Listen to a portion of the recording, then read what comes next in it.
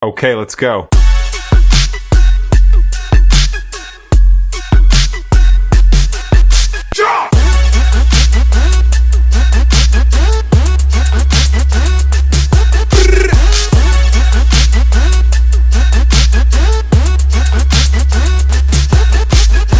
Okay, let's go.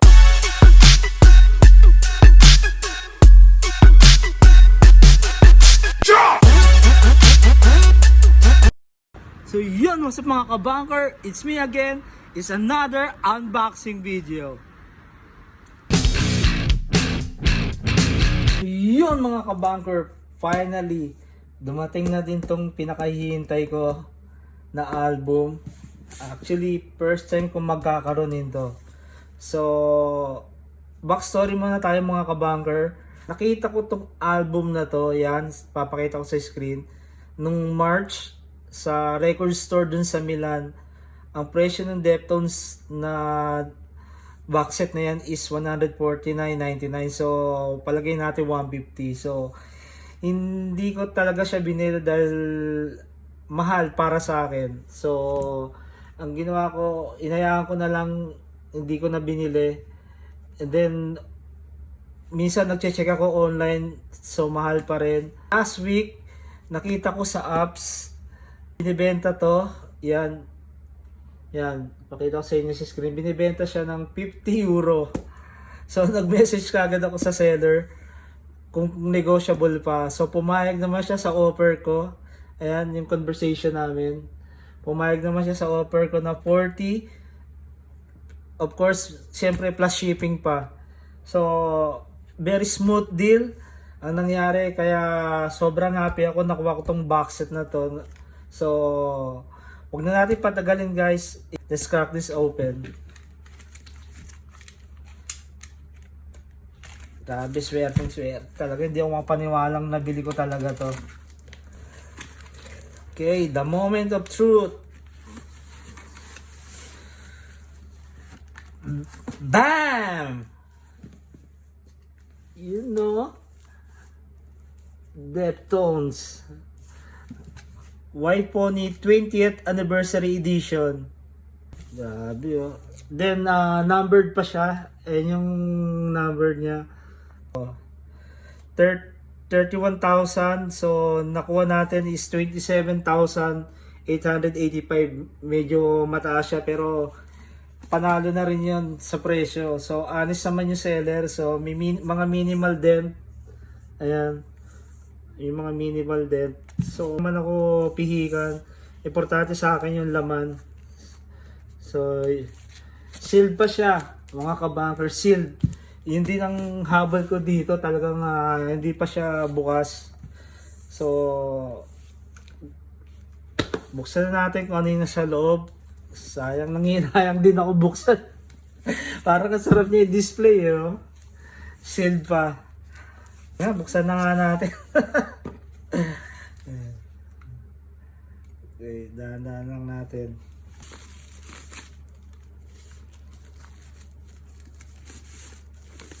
Of course, tatabi natin tong ano na to, sticker na to. Yan. So yan, may mga minimal dent. Yan. Pero okay lang yan. Kaysa magbayad ako ng $149. Yan. Importante lang naman dito yung sa loob eh. So mga kabunker, ito na yung loob niya. Boom! Grabe, ang ganda ng poster niyo. Oh. Ayos na ayos. Natin yung grabe oh. 24 pages yung ano niya. Ayan.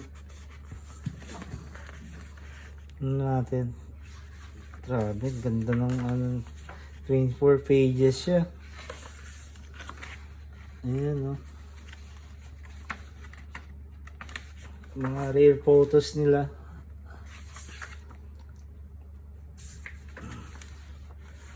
Grabe, sulit na sulit ng deluxe na to. Ito, ang ganda ng picture na to.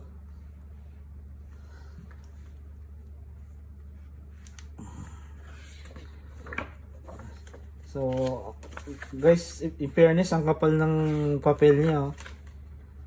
Ito. Talagang sulit na sulit, kaya siya ganun ka-pricey. Yan.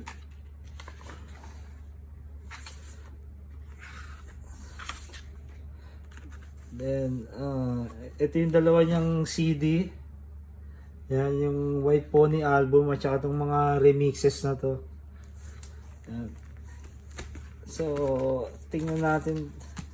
Actually, yung Black Stallion, ito yung mga remix eh.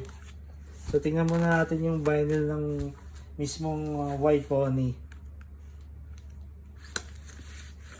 Ayan guys, dito siya kinukuha. Ayan.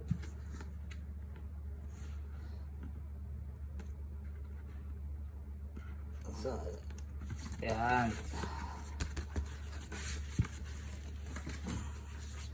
Ayan o. Ito yung White Pony. Grabe. Ganda rin eh. Oh.